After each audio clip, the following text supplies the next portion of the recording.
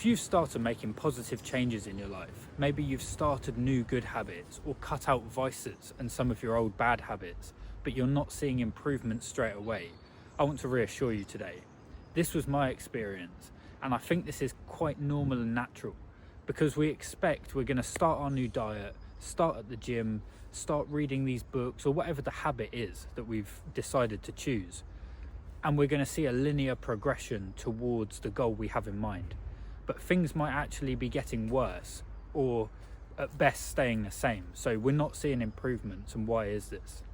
I'm going to share 3 stories or analogies to kind of illustrate this and show you that this is a normal part of the process. The first was when I got my new allotment. I'd never had an allotment before, and I had 0 gardening experience. But around lockdown time, my brother got an allotment, so I decided to do the same. I wasn't going to do it conventionally and grow vegetables and things like that. I just wanted to grow beautiful flowers. So like a little paradise garden. The word paradise means walled garden. So I was building my little paradise.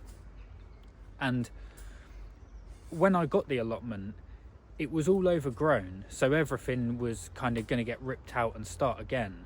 But there was an apple tree on there that was well established. It was quite a big apple tree. But it'd been blown over in the wind, but continued to grow, so it was leant over and kind of grow in a funny shape.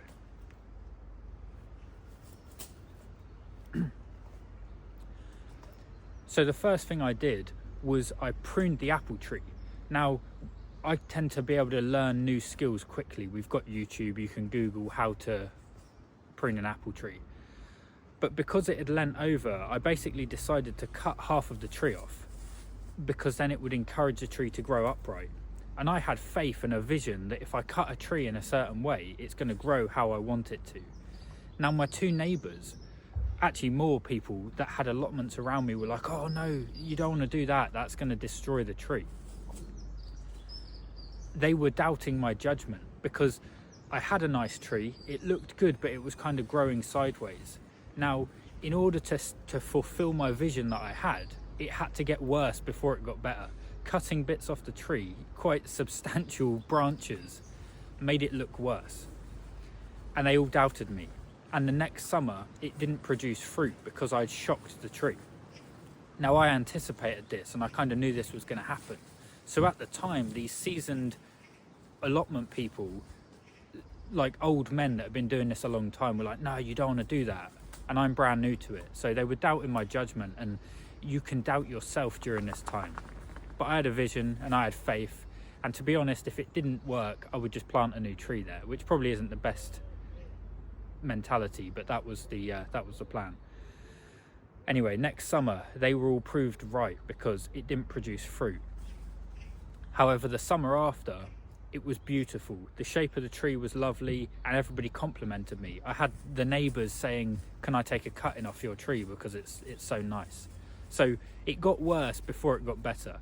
Another quick analogy is my brother's a mechanic, and I decided to restore a classic car he had in his garage. Now, I'm not mechanically minded and I've never painted a car before, but I like learning new skills, like with the allotment. So I decided to teach myself how to paint a classic car from scratch. So you start off with your car, and it's a classic, so it had kind of rusty bits, but the car is basically painted, it's covered in paint, so it's pretty good. But we want to improve it and get it to like showroom condition. So there's bits of rust and patchy, but it's covered in paint. So it starts off okay.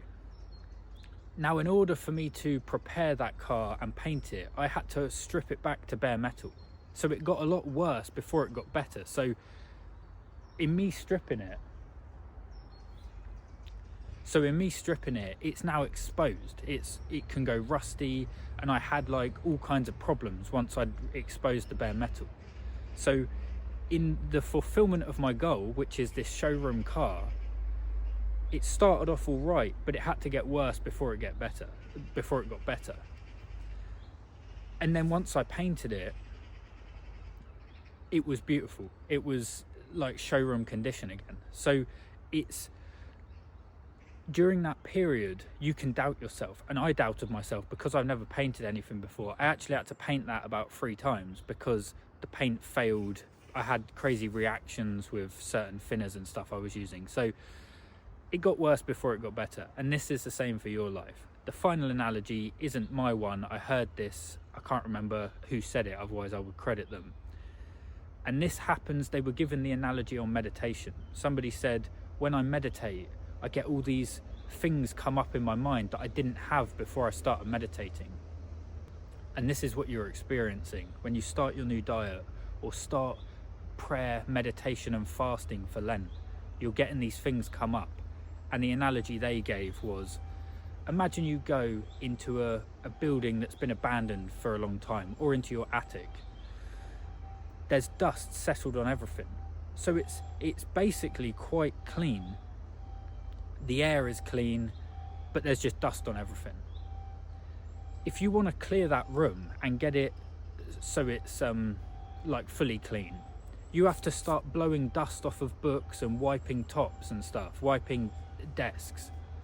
That's going to bring all of that dust into the atmosphere, so it looks worse. So it basically looked better before you disturbed everything. So this is what you're experiencing. You've started these new habits, you're cutting out vices, and it looks worse because you're disturbing the atmosphere. You go in the attic, it's dusty but settled. You start cleaning books, and that brings it all up. But only for a small period of time while you're doing it, then it all settles again, and you've got a nice, clean, workable environment. So this is what you're experiencing. And I did the same, and it's really annoying because you want instant feedback on your positive habits. And the problem is you do get instant feedback on your negative habits. If you're on a diet, what you really want is to eat your palatable food that you enjoy. The moment you eat it, you'll get instant feedback. But you have the vision of losing weight or getting into the best shape of your life, whatever it is. That's 6 months. It takes you 6 months before you get the feedback from that. So that's your choice. It's delayed gratification versus instant gratification. So you need to have a vision, and people might doubt you and you might doubt yourself when it's getting worse before it gets better. And this was my experience. My neighbouring allotment holders said the tree was, finished, and then they're complimenting me on how beautiful the tree is. But I had the courage and the vision to know that if I cut it in this way, this is how it's going to turn out. And like the car, my brother had a few friends that would come to the garage, and they knew I wasn't a painter, and I think they doubted my ability, and I doubted my own ability.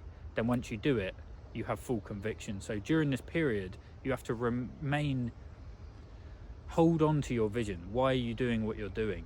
And have conviction that it's going to work, because it will.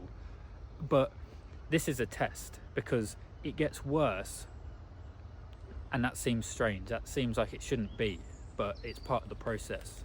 So a couple of Bible verses for this one. John 13 verse 7. Jesus replied, "You do not realize now what I am doing, but later you will understand."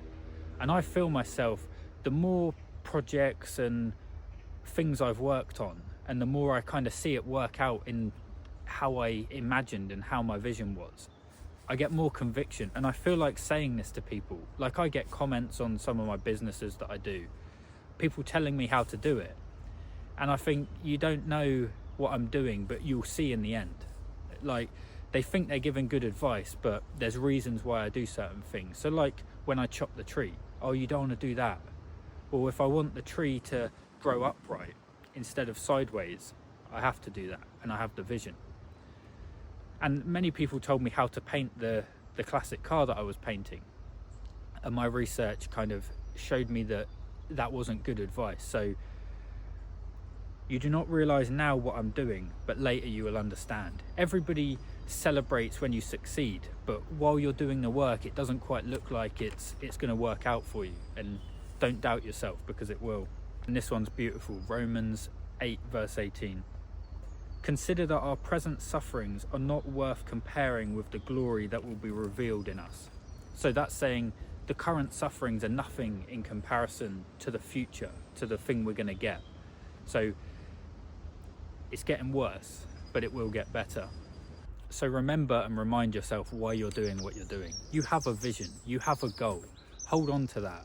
And if other people doubt you and they say, oh, maybe you should do it like this, maybe you should do it like that, or you doubt yourself, like this isn't working, just remind yourself, this is part of the process, but it's a test. Are you worthy of the result you want? Because you're worthy of your current situation. You've proved that with your habits.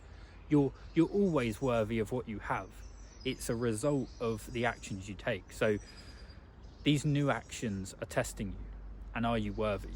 And I hope you are. I hope you achieve your goals. But just remember, it gets worse before it gets better.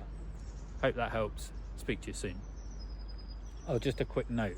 You might be wondering why Bo's tied up, because normally she just runs around. She's really good. She always stays close to me. But I think she's coming into season and she's got a friend that comes in, and I don't need little baby Bo's. So yeah, that's why she's tied up today, but only temporary. Speak to you soon.